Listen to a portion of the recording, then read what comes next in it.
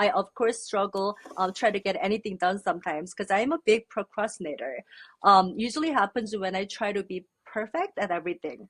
Because that idea kind of eats me up, and then all of a sudden I cannot even do anything.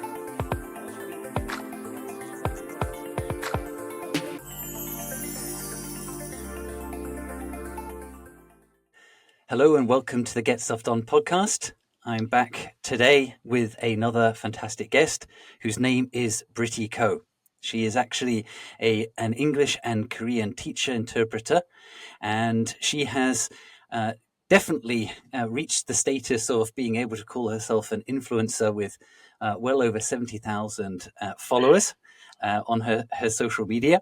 She was born and raised in Korea, but graduated from the University of Washington in business, and has also worked in the US at Merrill Lynch, as well as within marketing, and also briefly in fashion as well.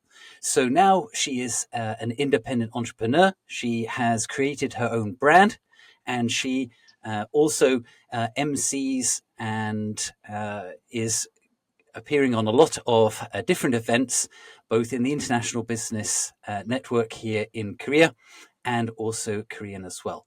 And I understand she also has a passion for bartending. So she's clearly somebody who likes to get stuff done at a very high capacity. And that's why I wanted to get her on the podcast today. Britty, thanks for being my guest today. Thank you so much for having me. That was a long, nice, welcoming speech. Thank you so much for that. Well, you know, I do so many things. I know it's sure, and you know, it was all facts, right? I didn't make any of it up. So if you No, have you did not. already achieved a lot, then there's lots to say. But I'm sure you're still very much in the mode of writing that story. But tell me a little bit about how you came to Yes. be, essentially, an independent business owner. Creating your own brand. How did that come about? I originally okay, so I'm like obsessed with the language. Like English is like my thing. I have a huge interest in the culture and everything. So once I start to realize that, I went abroad to study and get to know more about the language and the culture for college. I was going for accounting, hoping to be accountant and make tons of money, but then I realized pretty soon that was not my thing. So I had to continue with the business school program, but then decided that I actually want so many different things in my life. So I came back to Korea and then I started doing a bunch of different things, like modeling, teaching, marketing, finance stuff, and then the more I do different things, I was hoping that I could choose one or the other so I can focus on a couple things. But then, obviously, I only found out that I'm a man of many talents and interests. I wanted to keep all of them. So I kind of have to choose a lifestyle where I should be able to manage all that. And, so here I am. I got it. I think that's absolutely I can never settle for one thing. I think that's great. You've been able to. You had almost a bit of a challenging situation of how to accommodate all of your interests, and you found a way to pursue them all at the same time. So your brand is called Fitglish. Tell me about Yes. that name and the origin of that. I used to be a workout fanatic, so I wanted to have something with the fitness that represent who I am. And also English is, like I said before, it's a huge part of my identity. So first idea was to combine fitness and English. So when people see me, that's my personal branding. I That's see. what I'm made of. Um, yeah, and then the second part was also, being an English teacher and translator. I wanted to tell people how I can, help people get their English fit for different purposes. So has two meanings. Fit for purpose and fitness. I like that. I like that. Yes. Um, I'm glad. And does your work? Are you traveling for your work? Is that part of what you have to do on your assignments? Traveling is my greatest hobby, and fortunately, I travel a lot for work. For translation work, I travel quite a lot, and also modeling and influencer job once in a while. So yeah, traveling is definitely a big part of it. And like I'm curious whether the influencer social media is fueling your translation interpretation work, or the other way around, or are they separate? How do you manage those two aspects? As you might know, I don't do any advertising for my teaching or translation work. Everything I get is through my friends, connections and major on Instagram as well. Some people um, just DM me for this teaching opportunities, modeling opportunities, or translation gig, and that's how I get my job. And also vice versa too. Like I'm out there at this event as a translator, and they find out I'm also an influencer, so they would like give me other opportunities in that area as well. So it's like, you know, yeah, it's mutually helping each other. Okay, so um, then what does a typical day look like for Britty? Is there such a thing? I'm curious. That's an excellent question. And then I get the question a lot because, people see me doing different things and I'm like, "Oh, what time do you start? What time do you Right. finish?" Like, but as you can suspect, there's no such a thing. There's like never a routine for me. So when I have a work to do, I go do the work and then I have like couple hours and then I take a rest and then, another hour I might be doing something else. So it's really random and sometimes I have a regular schedule for teaching position, for example, but then translation work and then other stuff get added on at the last minute at times. And so, yeah, that's like the most difficult question to Mm. answer. Like, what time do you go to work? What time do you finish? What's your daily routine like? Because I don't have any. So with Yeah, with such a jam. stressfully. Right. Oh, This is an interesting topic that comes up on the podcast, which is that if you're doing something that you mm, enjoy, even if it is a lot of quantity, that you can still bear that, right? Because you just love doing it. But if it's, of course, yes, everybody has a limit. So of course, quantity can be a factor where suddenly it just becomes too much. But also, if it's not something you like, then you're going to run out of the energy to do that thing a lot quicker, right? I mean, for me, there's yes, certain things that when I'm with RDI worldwide, which I don't enjoy doing.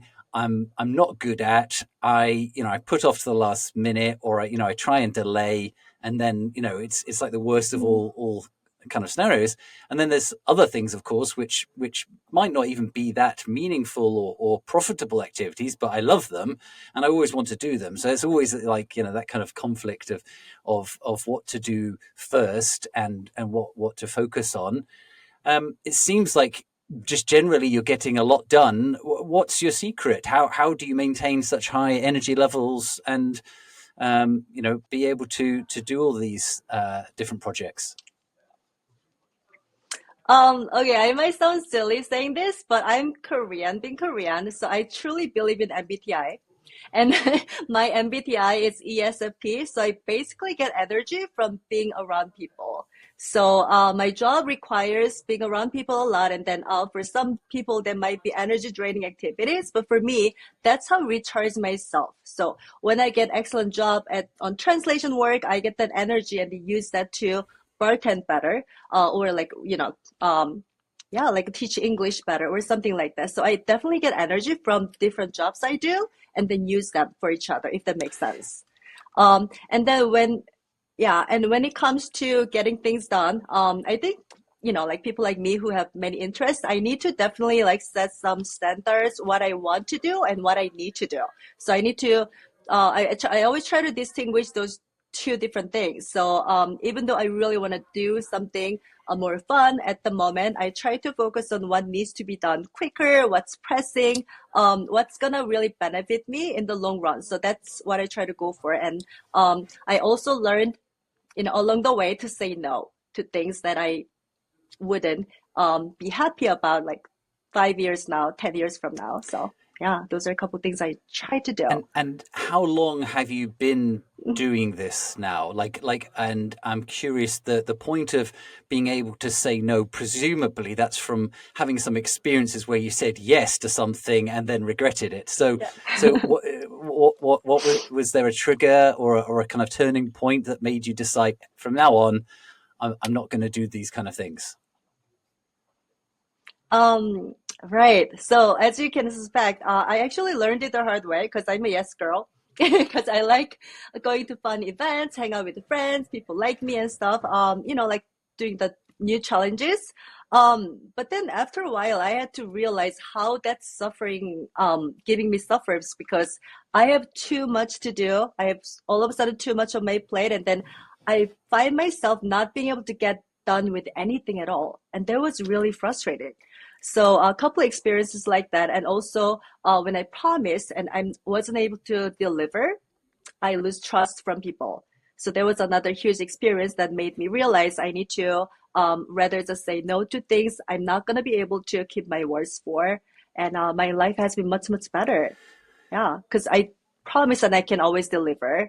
And has there been a point where you have maybe thought about expanding? And I mean, perhaps getting, I don't know, a social media manager, or maybe getting a marketing Mhm. manager, or even agent, I guess. I mean, maybe you already have an agent for your modeling side of things, but have at the moment, it's, you are the face of the brand, of your own brand, and doing everything. Has that kind of crossed your mind? Have you considered that in so far?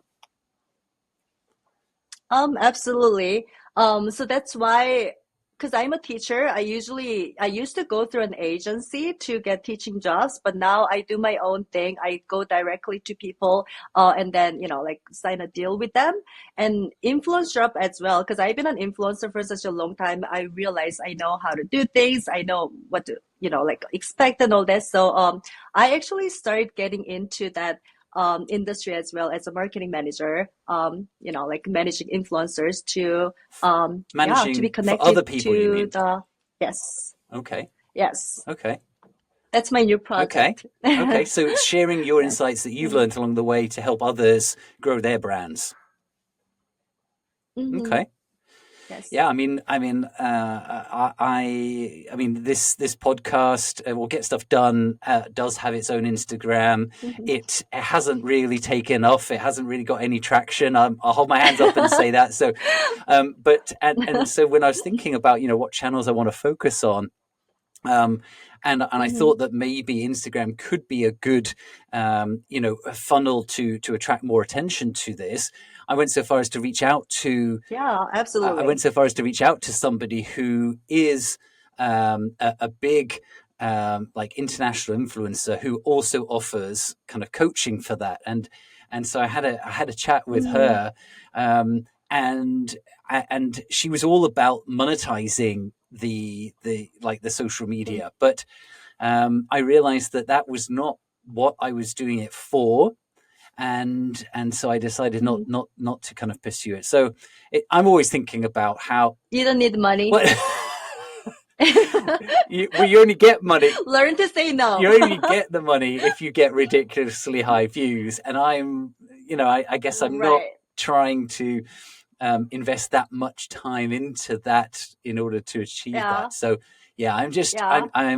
Fair I enough. think I think with the podcast, I mean, at least the foundation of Get Stuff Done is this podcast, and I think podcasts are Mm, more of a slow building kind of thing, right? You slowly accumulate over time, and right. we've only just gone. I think we've just passed 20 episodes, right? So in some sense, we're still quite early, even though we've been doing it now for 4 or 5 months. So yeah, so it's a Mm, work in progress. Okay, so I was wondering about your okay. how you actually go about, like, putting your content out there. Are you very strategic about it? Are you kind of thinking and planning around how you do it, and you have a kind of a method that works for you, or is it just a constant flow of what you're doing? Right. So firstly, I started as a like fitness person, like who's not working in fitness, but then who enjoys workout and then was competing in this different contests and all that, especially the one with Men's Health magazine years ago. After that is done, I continued to work out, bringing out this healthy energy and vibe, trying to take care of myself. To be completely honest with you, I don't think that's my brand image anymore. If there was a strategy to come across as a, like healthy individual who works out, takes care of herself, eat healthy and all that. But now it's more about somebody who's being herself. As you can tell on my social media, like when you see my page, it's kind of hard to tell what I really do because I post a picture of me working out one day, another at this fashion event, and another time like bartending, and then there's like traveling, just all over the place. So at first, I was worried about how that's gonna portray the image of who I am. Being the person who's like kind of like losing, doesn't have a clear identity. But now I don't see that as a negative thing. I rather decided that could be better strategy to just be who you are, like do what you do and enjoy what you do, and then try to post that on Instagram of daily lives of how exciting my life is, and people can associate with me on different things. People who work out can see my photo of working out and have questions and communicate with me, interact with me on that topic, and then post a picture of me drinking nice whiskey, and then some other group of people can respond with a mutual interest, things like that. So I think it's more fun that way. It's not about really finding the niche, obviously for me, but it's more like being who you are, just trying different things, doing everything I want to do. Life is short. That kind of message overall, I think is the great, brand image that I want to continue with. And that is my strategy, if anything at all. I Yeah. I think in If that makes sense. it does. Enjoy what you do. I think It I does. think what is it? Is it WeWork's slogan? I'm not sure, but do what you love. Right. I mean that is something that I truly believe. I think life is too short Mm, to do what you don't enjoy. I remember one of the company jobs that I had in the past. Our workflow would be like a feast and a famine.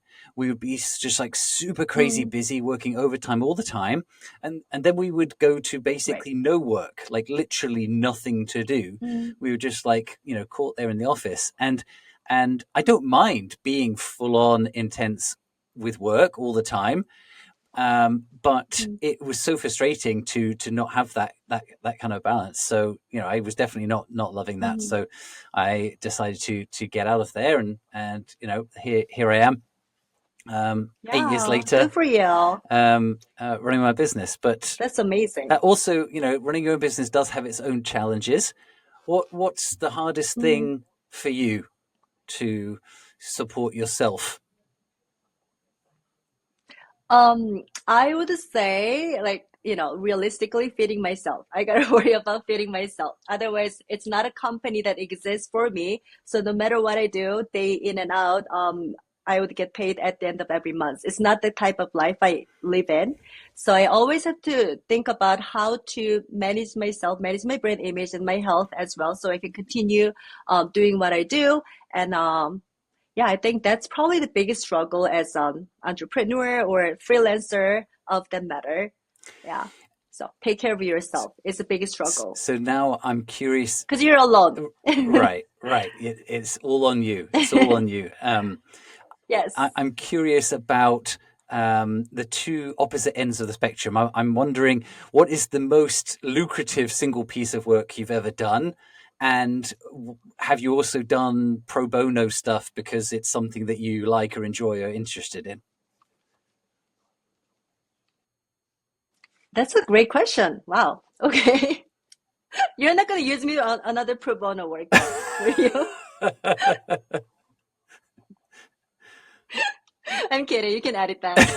um, I Well, okay. So I Yeah. think that translation work is the most lucrative job for the most part, because it's, like it has lots of importance. It's a big deal to be able to accurately translate the words that are being exchanged, and you gotta be presentable. It's a huge time commitment, and you don't know how long you're gonna be like need to be there for. So it's usually like all day kind of commitment. So that's a lot of money. And so, just to be clear, just for everyone, you're mostly specializing in simultaneous interpretation, right? Both simultaneous, sequential, both. Because I mean, you know, getting a document and translating it, within a certain time frame is a whole different ball game to Mm, being there, and it's definitely requires a lot of skill to be able tension. to do that well. Yeah, exactly. Yeah. Well, like like paper translation work is not as much that you get paid for, but translation, like Makes sense. yeah. Modeling sometimes gets a pretty good pay too. I would say I do pro bono work once in a while to promote myself, because I don't really do other advertising activities. But when I get an opportunity to present myself and then share what I do, and then share some insights I have about different things, that's usually pro bono work that I do. Um, what else do I do? Well, I used to do like pro bono modeling back in the day, but I don't do that anymore. Um, yeah. Okay. And Yeah. influencer I work mean, too. okay. Okay. So that's sometimes, yeah. Yeah, I am. I mean, to be honest, the saying no when you're running your business is an incredibly hard thing to Mm, do, yes. especially when it's a referral, because you're getting somebody who has had some good words from someone in your direct personal network, Mm-hmm. and there's a bit more of an expectation that you're going to be able to do what they want. Mm-hmm. um, at least in recruitment, the main work of RDI, I've found that when we are very open about what is our speciality and what's not our speciality, and obviously that's the case where we will say no, is that it usually, I mean, of course, it doesn't lead to any result immediately, Mm-hmm. but it does usually still bring back a result later on. So it's kind of like an investment. It's not an easy one to do, but it does usually come around again because they have received a clearer idea of what your speciality is. Mm-hmm. So um, Yeah, true. okay. And um, when you are traveling, and then you obviously are coming into contact with many different cultures, what do you find some of the challenges of working internationally? Um, hmm. Well, I honestly don't really see that many challenges working with international people, because I spent, like 7 years back in Seattle, like meeting a bunch of different people from all over the country. So I was able to be pretty well rounded in that matter. Um, But well, one thing that I noticed though is probably this Korean mindset, because I'm Korean anyway. I'd like to get things done, like like I don't have the patience for wait to wait for people to get things done. So I'm pretty impatient when it comes to working in a group setting. I need to just see things happening right away. But I realize non-Koreans, they're not cut out to be that way. They like to take time. They like to enjoy family vacation. Like they're kind of like, oh, see ya, I'll be back in 7 days because I want to. And I'm like, that Right. is a little frustrating when I try to get this ball rolling, because Korean culture has it that we really need to get things done nonetheless, kind of stuff. So it's a little frustrating. And No do offense. you have not at all, like, because I'm always thinking about the Korean phrase "마음에 급해요," like that kind of 빨리빨리. like right, 빨리 빨리.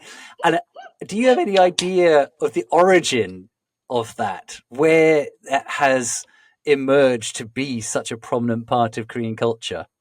Um, I don't, but my guess is that we come from like a poor, um, a history of how we used to be colonized by Japan, and it's such a huge population in such a small land. So people have to kind of adopt that mindset to get things done quickly. Otherwise, somebody else is gonna get it done, take over. It's my guess. Yeah, yeah. I mean, of course, there are other poor countries, but the specific elements of the Korean history, like you say, with that potential for not being able to get what you want Mm, because of scarcity. That might be it. I don't know, because when you go to a history museum, or you see the old like the ancient art mm, of Korean, right? Back in a few centuries ago, of course, it all looks so serene, right? mm. The royal courts, and it always looks so very orderly. Uh-huh. And yet that was still when obviously Korea was poor in those days. Hmm. So yeah, it's interesting, because maybe technology has accelerated the ability to do things fast, and so then Oh, it's that made too. it even more of a thing. And of course, Korea Mm. is a place that has adopted, or is a very early adopter of technology. So Yeah, I um, definitely agree. Yeah, that's one of the biggest elements. And then also the other thing, like I mentioned, how it's a competitive society, like so many people trying to compete over uh limited resources. So we have to act quick. It's kind of in our nature now. Yeah.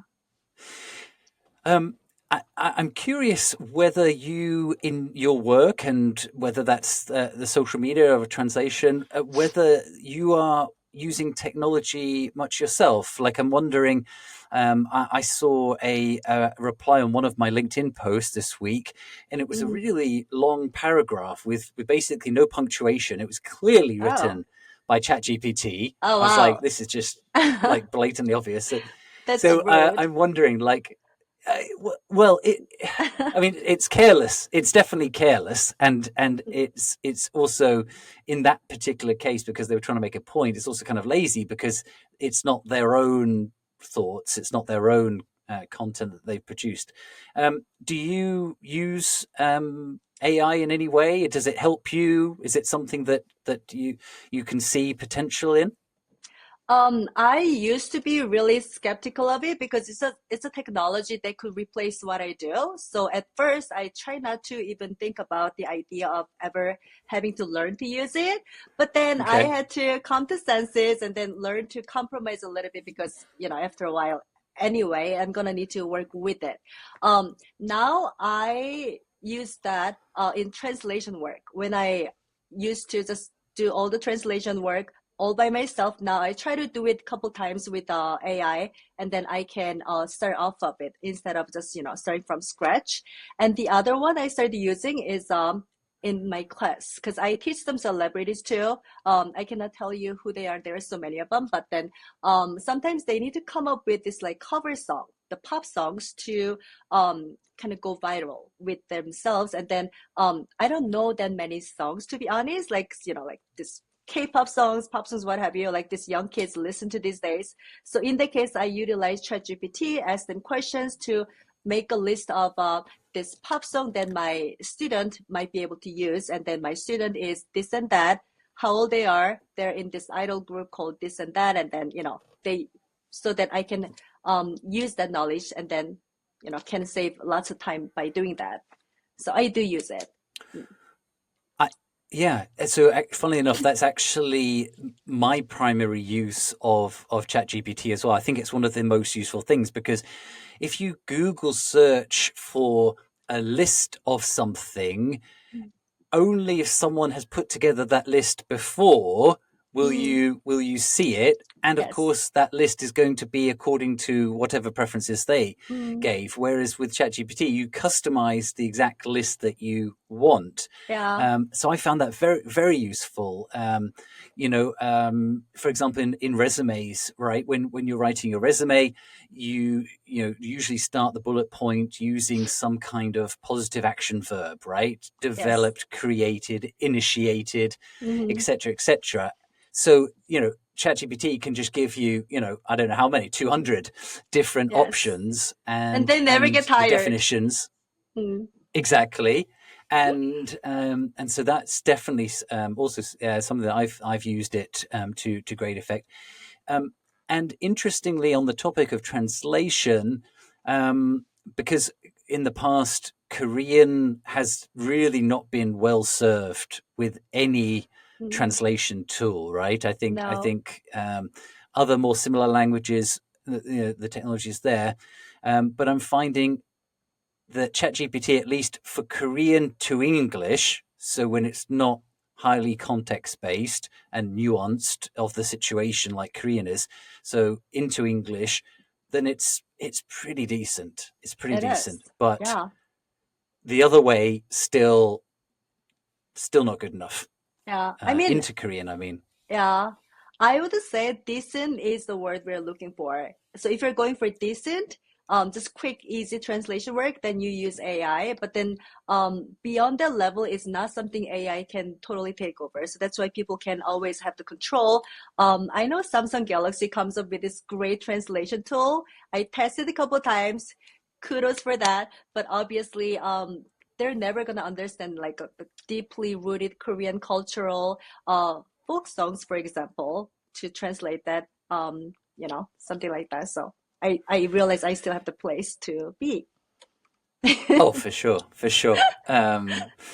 Not to mention live. It was a long time ago when the news first came out that that Google is close to having a live simultaneous translation, Mm, technology.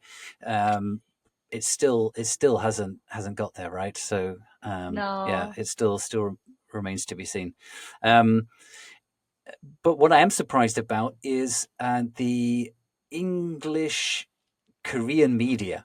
So Mm, the Korean mainstream newspapers, media outlets, some of them have English versions. They seem to still be using basic translation tools for their oh, they articles. do. Eh, Yeah. Very Oh, I hate often, it. like You to people. to to see some of the like literal translations, which is just becomes gobbledygook. Like it's totally you can't even understand what the intention I of know. the it's really surprising. It's like literally no one Yeah. checked this Yeah. before it went out. So That um, happens a lot on like, well, I don't think it's the case as much anymore, but Netflix kind of does it too. And I look at the subtitle and then it's like, you know, not really up to the quality that I would expect them to have sometimes. So I know they use the program. right. So a lot of the time it's just automated Mm, for Netflix. yes. Yeah. I've also seen what's for me is quite frustrating is that Netflix Korean content in Korea, obviously I'm accessing it in Korea, Uh, often doesn't have English subtitles available, oh, is this so? Huh. which is like obviously if you access any Korean content outside of Mm. Korea, of course it automatically has English available, but it's often Oh, often not here. But huh. anyway, Interesting. that's a small thing. Um, Now you've been running, building your own brand. Do you ever think about going back to a company? Do you ever consider going back to a kind of regular, like, office work? Oh my. Gordon, I get this question pretty much every other week. I really do. Oh, really? Um, and Okay. then people who I end up working with for different jobs, they always like, oh, do you want to take this full time? And like it's not something that I was just like say no to right away, but I think about it. But I don't think I can really do just full timer, doing one thing takes up 9 to 6 every day because I still have so many interests and I don't know how to squeeze in all these different things if I were to have a daytime job. So for now, Yeah. no, but I'm always thinking about it. So by the time that I get older, maybe the possibility will be a little stronger. And people hopefully still ask me the same question. Yeah. Yeah. I mean, it's also a bit of a grass is always greener on the other side type Yeah. of scenario, right? Mm, People who are, in a company unhappy, wishing that they were doing their own thing. People who are doing right. their own thing and living with the uncertainty of where the next paycheck's coming from, wishing Yeah. that they were in a company, and so it's difficult to find that balance. Yeah, it's all about I, trade-offs. Mm, yeah, exactly, and those trade-offs change, of course, over time. Like you said, maybe in the future you might consider that. mm. How much of the work that you do is from outside Korea? Like, are you doing a lot of kind of remote work as well? I would say that changes as well constantly, but for now it's about like 20%. Yeah, but I try not Okay, to have, 20%. mm, I'm not intending to increase that too much though. Okay. Mm, I was asking my previous guest, who's a Korean German, and she's seen the uprising of the prevalence of Korean companies, Korean culture around the world, and how that's kind of benefited her. And so I was wondering whether you've also observed that, and mm. whether that's also contributed to you and your work. Mm. I think it definitely affecting my work, especially like translation work that I do overseas that requires me to physically travel to another country and meet with people, local people there. Um, yeah, the more and more like people seem to really enjoy the fact that I'm Korean, like we're Korean. They're always curious about Korean culture. They're nicer.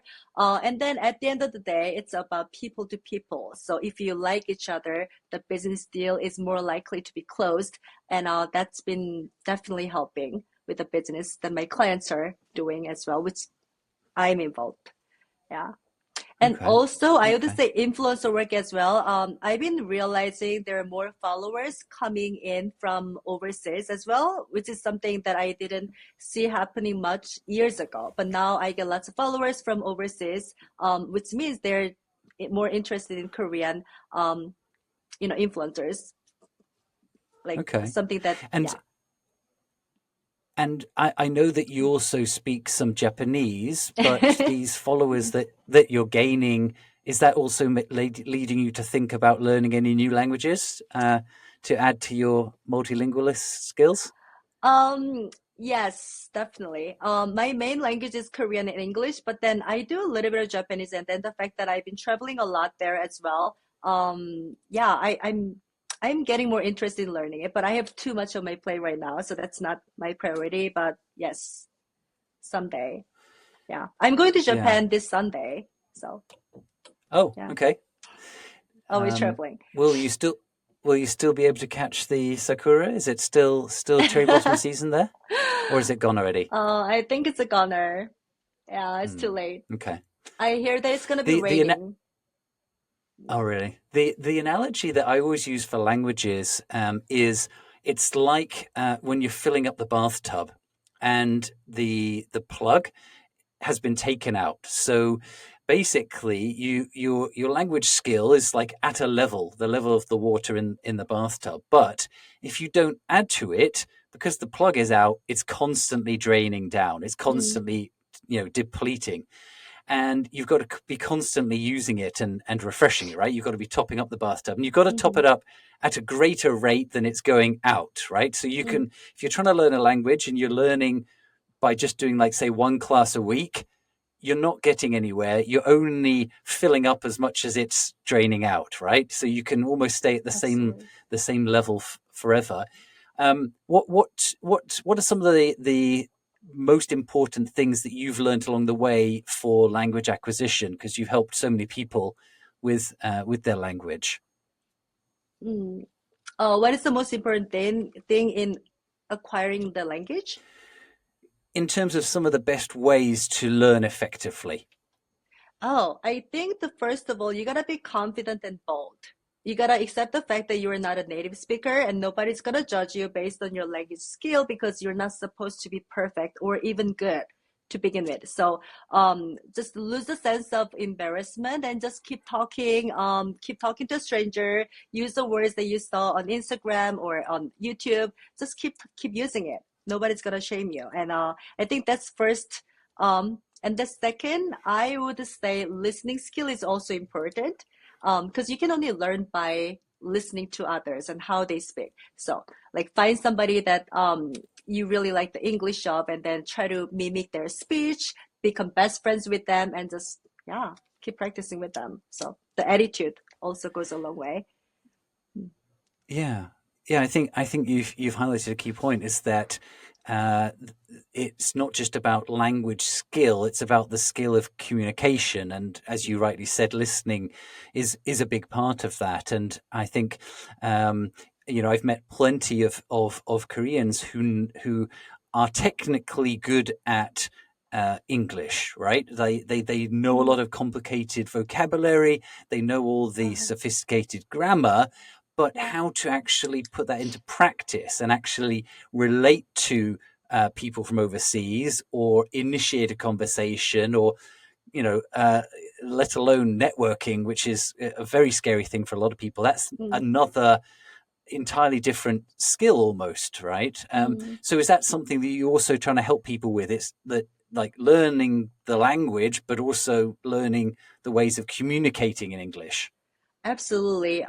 When I meet clients, first I try to decide what their purpose in English is, and then if they are undecided, I always try to go for business English, which means just because you're a beginner level English speaker doesn't mean you don't need business English, because business English is all about speaking sophisticated way, strategically, and then like it's a manner of speaking that applies to any situation. So I try to teach that that comes with the business manner, and how to deal with different people from different countries, how to be proactive, because Western culture obviously is based on being a little more proactive and being more outspoken, things like that. So I definitely teach the culture along the way as well.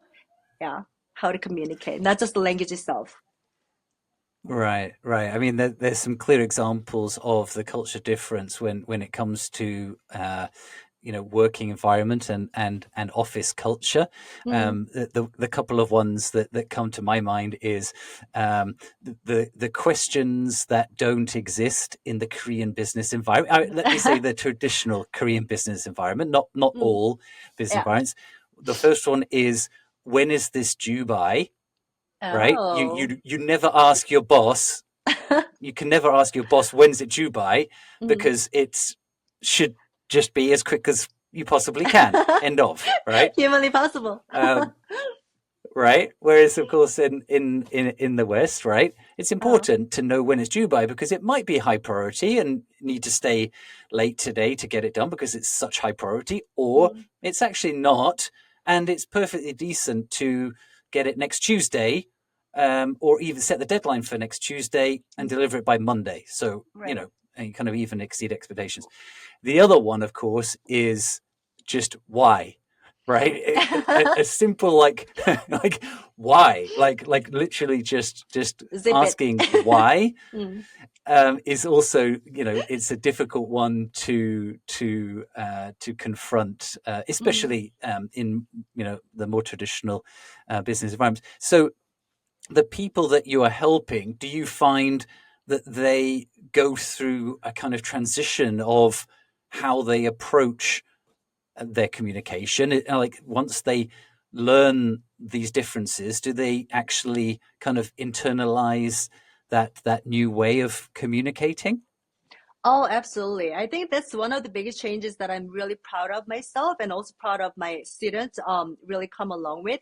Like, Koreans are so careful with themselves when they speak English. So even though they don't understand the conversation or whatever has been discussed in the meeting, they always just nod along, and they try to figure out after, which oftentimes lead into Right, huge backfire. So I taught them how to right, speak in a way so that they can get confirmation. Like, oh, do you mean this? Like, I just want to make sure that I understand this correctly. Can you send me an email summarizing our conversation, something like that? So, like, after they started doing yeah. that, they definitely got much better in, like, not having too much of a miscommunication, and that clarity has gone up so much. And yeah, that's incredible. I mean, I, yeah, learning to speak I up. I have for sure. I have so many personal examples of I'm sure. thinking that my Korean counterpart fully understands me, Oh,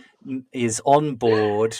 I'm getting all the signs that they are, nope. and then later down the road, like the response, the answer, or whatever, is entirely not what we asked for. It's entirely Yeah. different, and I'm just like, where on earth did this come from? And then you kind of trace it back. So Mm, it's also something that I've learned from coming from an English native perspective, is to make sure that the non-English native is on the same page and understands, right? So mm, what the similar kind of techniques that you mentioned there, I also use to make sure that they know what I'm talking about, and that they fully understand as well.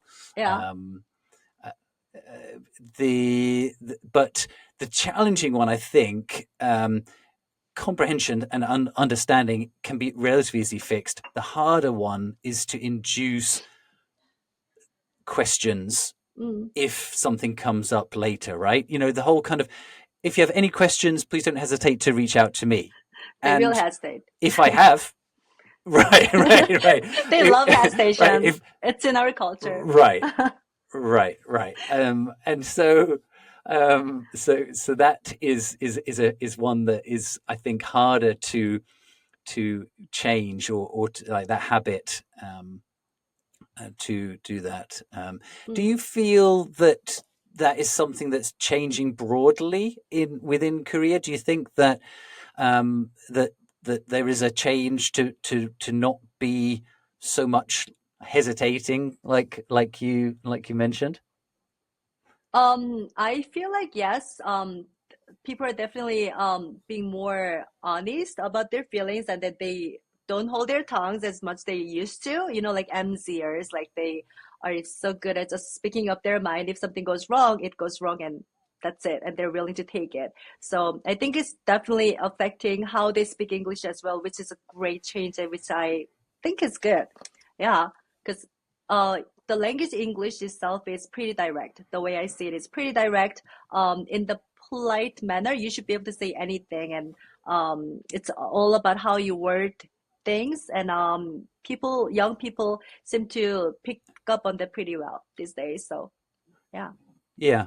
I think that's a good point. You can be very um, you can be very direct without necessarily being challenging. Mm-mm. It's like you say, it's how you form that question, how Yeah. you approach, Mm. and that is quite a nuance that's quite hard to understand and internalize. Do you also help? Do you also teach Korean as well? I do. Yes, it's fun. So have you? Yeah, and so my personal experience of learning Korean is that there's really still a lack of practical Korean Mm. in the order of which you need it. I found, and I've tried pretty much all the major syllabus out there, that for some reason, and I think it's because it's the Korean style of learning Mm-hmm. that is used to teach Korean, that you come up with some really sophisticated and unnecessary grammar Mm-hmm. very early on, before even like basic kind of practical situations are covered. Yeah.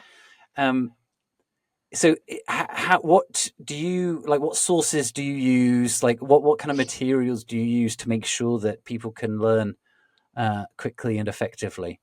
I would say basic textbook that I always use, and then YouTube, of course, like social media. That's the easiest way to help them kind of like stay in the trend because language is always changing. It's not about like one thing that we use for the 100 years. Like things are always changing. So I try to kind of help them like learn idioms that are trending in this time and age to help them pick up a sense of the cultural trends as well.